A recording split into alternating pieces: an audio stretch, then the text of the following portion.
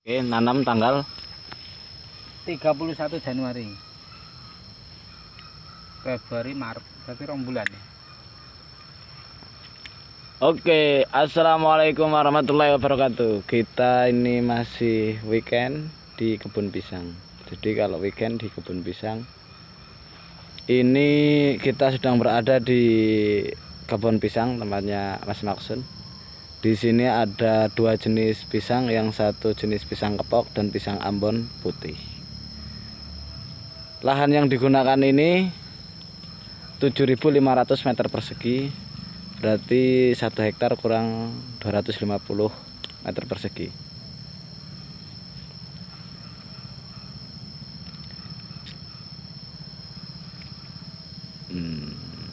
Dan di sini dengan kapasitas berapa, Mas? 430 batang, luar biasa.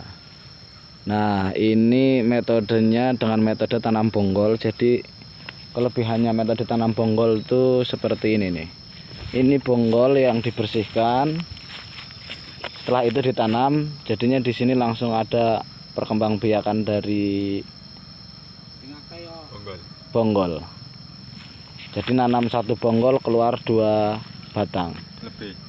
Ada yang 3 batang, ada yang 4 batang, macam-macam. Nah, yang sebelah sana ini, nah ini juga dari bonggol juga ini pembibitan, cuman bedanya di sini. Nah, kalau di sini ini metode tanam bonggol, tapi pembibitan ditaruh di polybag. Ditaruh di polybag, setelah itu dipindah ke tempat media tanam seperti ini. Nah, ini sama-sama menanam di bulan berapa, Mas? Februari lah. Akhir Januari ya. Akhir Januari. Beda usia pertumbuhannya. Jadi kalau katanya Mas Maksun ini yang kenapa seperti ini tanaman ini mengalami stres ya, Mas ya. Ini tanaman ini mengalami stres dan yang akhirnya membuat gagal tumbuh kembang. Kalau manusia ini stunting. Dan sedangkan yang di sebelah sini, yang subur-subur ini menggunakan metode tanam bonggol yang langsung ditanam di sini ya, Mas ya. Iya. Nah, ini membuatkan tanamnya dibalik. Ini ada juga yang sampai menjadi obesitas kalau manusia ya kan. Nah, kelebihannya seperti itu. Tapi ini juga bisa diprogram. Ini nanti bisa tambah subur, juga bisa disetting supaya tidak terlalu gemuk pohon pisangnya. Nah, ini metode yang pakai polybag. Taruh polybag dulu, habis itu ditanam di sini. Akhirnya jadinya seperti ini, stunting, seperti kurang gizi. Padahal ini sama-sama.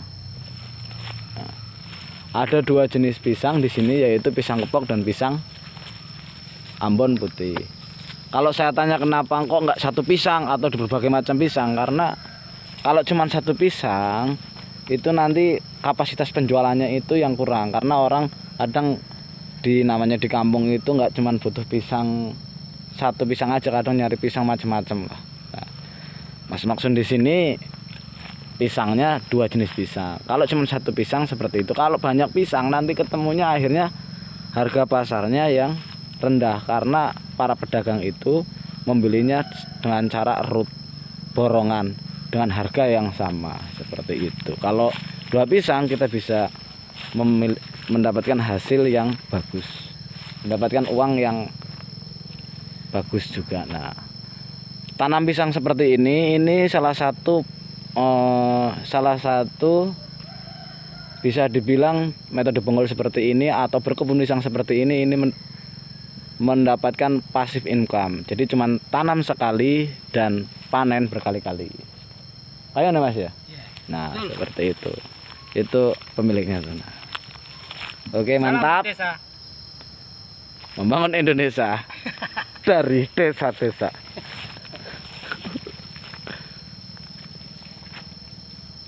Luar biasa sekali. Jadi setelah dilubangin, dicangkul, setelah itu dipersiapkan bibitnya, setelah itu ditanam. Bibitnya pun satu bonggol itu dibagi 4, Mas ya. Ada yang dibagi 4, ada yang utuh.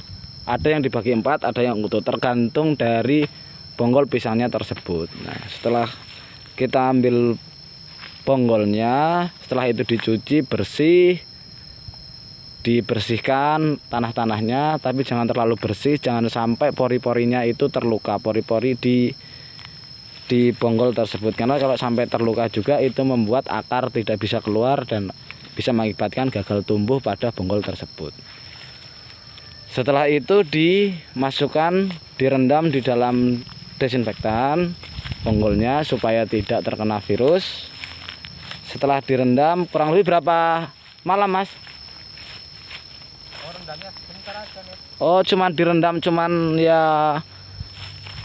cuman direndam aja untuk dibersihkan. Intinya untuk mungkin nggak cuman direndam, disemprot juga bisa, Mas ya. Bisa, cuma kurang maksimal. Oh, kalau disemprot kurang maksimal. Jadi akhirnya direndam supaya hasilnya maksimal, bisa terhindar dari virus-virus yang mengakibatkan pisang ini terkena penyakit. Seperti itu. Oke, anak-anak.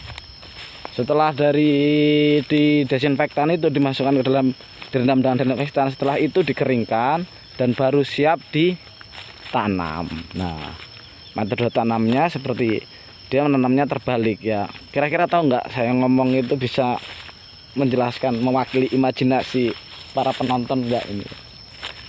Nanam bonggol pisangnya itu dibalik, kalau yang ditebang atasnya ya dibalik aja gitu nanamnya.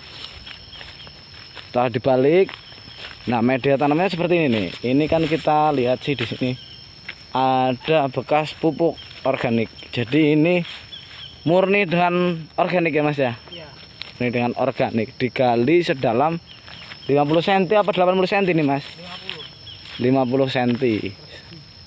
50 cm persegi. Jadi setelah 50 cm digali, habis itu dikasih media pupuk ya seperti nanam biasa lah. Setelah itu ya selanjutnya seperti biasa kita menanam tanaman. Untuk jaraknya tersendiri ini 4 meter persegi. Jadi setiap jarak antar batang ini jaraknya 4 meter persegi. Kalau saya lihat di sini 4 meternya ini mengambil as, jadi pas di tengah seperti itu. Tapi ada juga yang nggak 4 meter persegi di sini karena emang menghindari adanya bekas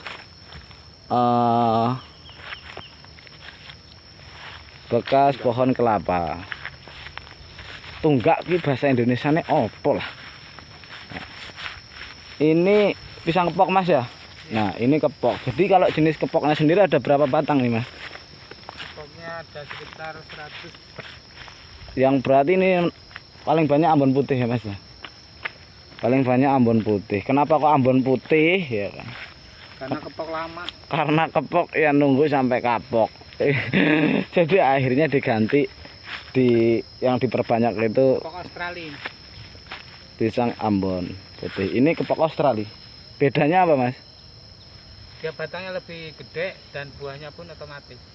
Oh, batang. Nah, itu ini kepok Australia. Jadi kalau teman-teman semua yang mau menanam menanam pisang, nanti kan ini cuma maksimal 3 buah ya, Mas ya? Iya. Ini maksimal hanya 3 batang. Nanti datang aja ke sini kalau semuanya perlu bibit-bibit ini, nanti yang lebih dari 3 batang bakalannya kan dibuang, Mas ya. Itu ambilin aja kalau bisa. 5.000 per batang. 5.000 per batang. Nah, itu untuk kepok. Luar biasa ini. Ini namanya usaha. Ini yang bisa kita sebut namanya investasi tanaman ya kan. Jadi kita perlu kalkulasikan juga bahwasanya semua hal-hal yang bermanfaat itu kita bisa menjadikan investasi. Bahkan investasi terbaik adalah waktu. Oke? Dan anak. Sekian dan terima kasih. Kita berjumpa lagi di episode berikutnya tentang ya apa yang bermanfaat dan kreatif. Wassalamualaikum warahmatullahi wabarakatuh.